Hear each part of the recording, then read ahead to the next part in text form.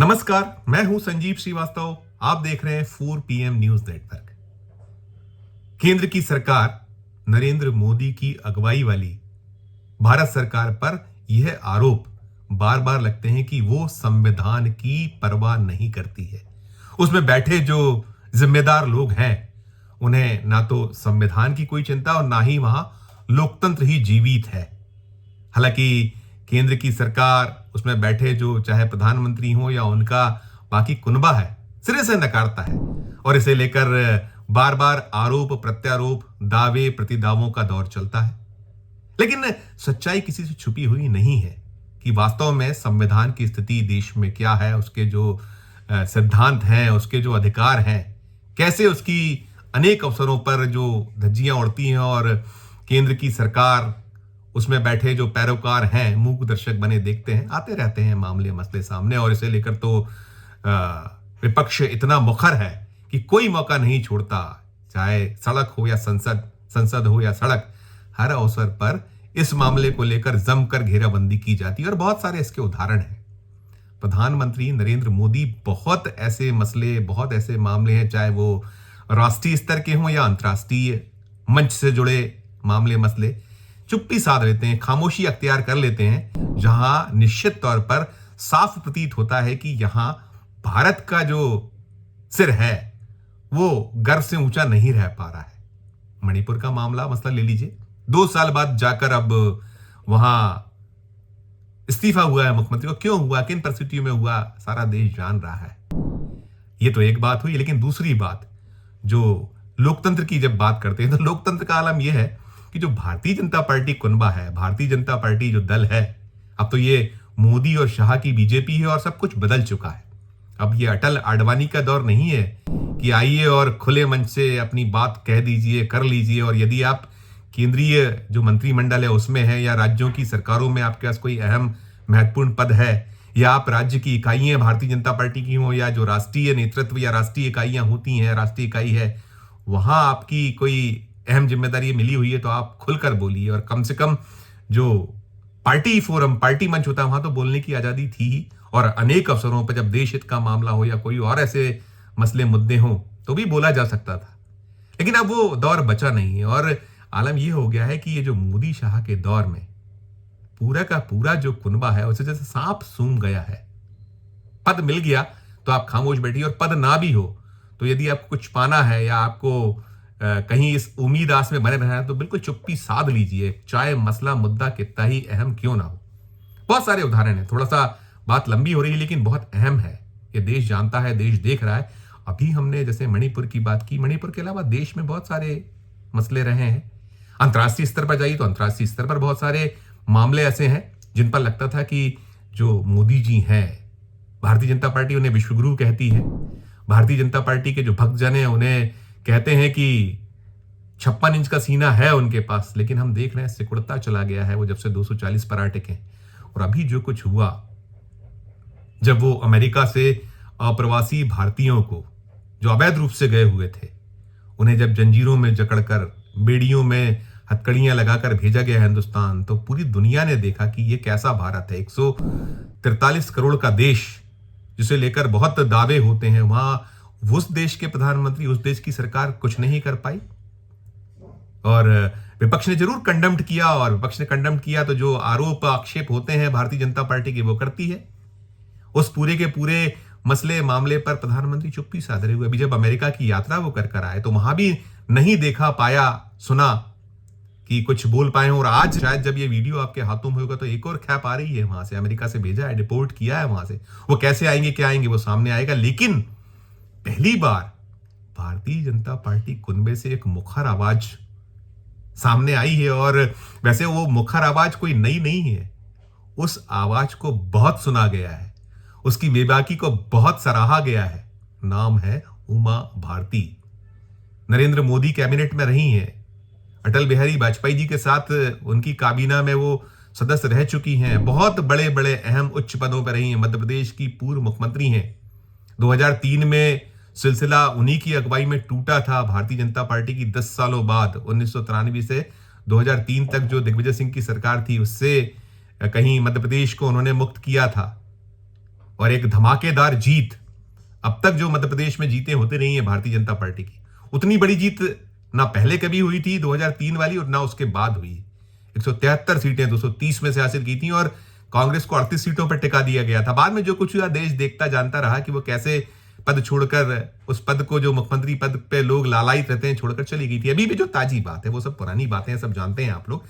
कर दी मैंने बात क्योंकि उमा भारती की मुखर आवाज याद कीजिए ना, वो जो जब भारतीय जनता पार्टी की राष्ट्रीय कार्यकारिणी की बैठक चल रही थी, वेंकैया नायडू अध्यक्ष होते थे, कैसे उमा भारती ने धूल उधेड़ी थी, उखाड़ी थी। वो अब नहीं है, महरूम हो गए हैं, नहीं है इस दुनिया में प्रमोद महाजन, अरुण जेटली। लेकिन वो पूरा दृश्य जब याद आता है तो लोग उस आवाज को जरूर याद करते हैं। उन्होंने ये जो अमेरिका का मामला है उसे लेकर आवाज उठाई, उन्होंने अलग अलग 3 एक्स किए और बड़े धमाकेदार एक्स हैं। दिखलाया बता रही कोई आवाज निकली है। उन्होंने एक एक्स में कहा है, जो पहला एक्स उनका है वो मैं पढ़ के दिखाता सुनाता हूं आपको, आप ही इस पर अपनी प्रतिक्रिया जब ये वीडियो हम आपके समक्ष प्रस्तुत करें तो दीजिएगा। उन्होंने कहा है कि अमेरिका से वापस भेजे गए अवैध प्रवासी भारतीयों को जिस तरह से हथकड़ी एवं बेड़ियों में जकड़कर वापस भेजा गया, वे बेहद शर्मनाक एवं मानवता के लिए कलंक है। दूसरा उनका एक्स है, यह निर्दयता एवं हिंसक मनोवृत्ति रेड इंडियंस के एवं अमेरिका में बसे हुए अफ्रीकी मूल के लोगों के मामले में अमेरिका की सरकारों ने कई बार दिखाई है। फिर एक और एक्स है उनका, इसी तारतम्य में वो कह रही हैं, भारतीयों के लिए है जिनको भेजा गया था, डिपोर्ट किया गया था, उनको लेकर कह रही, जब उनको हवाई जहाज से ही भेज रहे थे, हथकड़ी बेड़ी में उनको जकड़कर रखना अमेरिकी शासन की क्रूरता एवं अमानवीयता को दर्शाता है। अवैध तरीके से किसी देश में घुसना अपराध है, उसकी सजा के प्रत्येक देश में अपने कानून के अनुसार प्रावधान है, किंतु ऐसी क्रूरता इस भूमंडल पर महापाप है। ये एक्स इसलिए भी खबर के योग्य हो गए हैं क्योंकि एक दूसरा जो वहां का डिपोर्ट किया हुआ एक जो पूरे का पूरा वहां जो अप्रवासी भारतीय अवैध अप्रवासी भारतीयों को भेजने का जो जहाज है वो आ रहा है और वो फिर वहीं पंजाब में उतरने वाला है, उसको लेकर भी एक अलग राजनीति तमाम चल रही। तो कुल मिलाकर ये आवाज उठी है बहुत वक्त बाद, और सप्ताह भर से ज्यादा का वक्त उस पहले जो खेप आई थी उसे हो चुका है, और उसे लेकर न केवल भारत बल्कि दुनिया भर में उसकी प्रतिक्रियाएं हुई हैं। भारत में जो भक्त हैं उन्होंने भी उस जो अमेरिकी एक क्रूरता की जो उमा भारती बात करी जिसे महापाप बता रही है, उसे लेकर आवाज उठाई थी। एक बहुत मुखरता के साथ में लोगों ने सामने आए थे, और चाहे वो भक्त हों या फिर अंधभक्त, दिल पसीजे थे, मन बदला था और लोगों ने उसको कंडेम्ड किया था। तो अब ये उमा भारती का जो एक्स है, ये 3 एक्स, ये इसे सिग्निफिकेंट माना जाना चाहिए, महत्वपूर्ण है ये इस मौके पर। और उनकी आवाज, जैसे मैंने कहा कि वो मुखर आवाज जो अब यदा कदा उठती है, और वो जो ऐसी अहम बातें होती हैं वो बड़े एक तल्ख अंदाज में कर जाया करती हैं। ये कहीं ना कहीं जो मोदी जी की चुप्पी रही है उस पर एक संकेतों में प्रहार तो माना जा सकता है, इसे कटाक्ष तो माना ही जा सकता है कि कैसी है ये सरकार। अब उमा भारती ये कह तो रही, मैंने कहा ना कि जो अवैध तरीके से किसी देश में घुसना अपराध है, उसकी सजा के प्रत्येक देश में अपने कानून है के अनुसार प्रावधान है, किंतु ऐसी क्रूरता इस भूमंडल पर महापाप है। इतना कहने की हिम्मत आज के तारीख में, अब के दौर में जब मोदी शाह की बीजेपी है, तो उमा भारती ही कर सकती हैं। बाकी तो ऐसा लगता है कि जितने भी एक रीढ़ हुआ करती थी जिन लीडरों की, नेताओं की, भारतीय जनता पार्टी में अच्छे अच्छे बड़े बड़े नेता हैं, लेकिन अब वो शायद उनका जो जमीर है मर चुका है, या उनकी जो इस दौर में कुर्सी की जो एक जंग है, या जो पावर में रहने का एक जो नशा है, उससे मुक्त हो नहीं पा रहे हैं, यही माना जाएगा। देखिए अब जब आज रात में वो पूरा का पूरा एक दूसरा खेप, दूसरा बेड़ा आएगा, खेप आएगी, तो वहां कैसे कुछ आते हैं, कैसे यहां उतारे जाते हैं उन जो भारतीय थे अप्रवासी भारतीयों को। और हमने देखा था कि पंजाब में जो पहली खेप आई थी उसे तो कैसे बिल्कुल छुपा के मीडिया से दूर रखकर उन्हें निकाल दिया गया था, लेकिन बाद में खबरें सामने आती रही थी। कहां तक छुपाएगी ये सरकार, निकलता रहा था, कहानियां सामने आती रही थी। तो भले ही अब ये जो दूसरी खेप आ रही है वहां से, उसे आप बिल्कुल बाला बाला चुपके ले जाइए, मीडिया से दूर ले जाइए, लेकिन जो लोग हैं, जो हिंदुस्तानी हैं, वो अपनी कहानी को बयां तो जरूर करेंगे। और राहुल गांधी तो ये पूरी कहानी पहले ही बता चुके थे। अब अमेरिका यात्रा उन्होंने की थी तो गए थे वो उन लोगों से मिलने जो यहां से चोरी छुपे वो डंकी रूट से जो जाने वाले हैं, उनकी जो कष्ट, उनकी यातनाएं, उनका जो मर्म था उसे उन्होंने प्रकट किया था। और उस एक जो ऐसे गया था डंकी रूट से, उसके परिवारजनों से मिलने भी गए थे और उसकी जो कठिनाइयां थी उसे बताया था कि उसको वो जो भी उपचार की आवश्यकता उसकी पूर्ति की जाएगी, और कर रहे हैं। अब तो वो हिंदुस्तान आ चुका है इस पहली खेप में। तो देखिए आप जो रात में आज दूसरी खेप आएगी, क्या कुछ होता है क्या नहीं होता वो सामने आएगा। लेकिन जो उमा भारती की मुखरता है वो काबिले गौर है। और क्या कुछ टिप्पणी आपकी उमा जी को लेकर है, उमा जी ने जो मुखरता दिखाई है।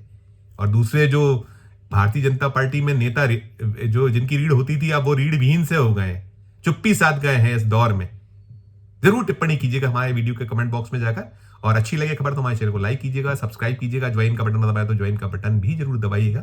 प्यार और स्नेह बनाए रखिए और देखते रहिए 4 PM न्यूज नेटवर्क। धन्यवाद, नमस्कार।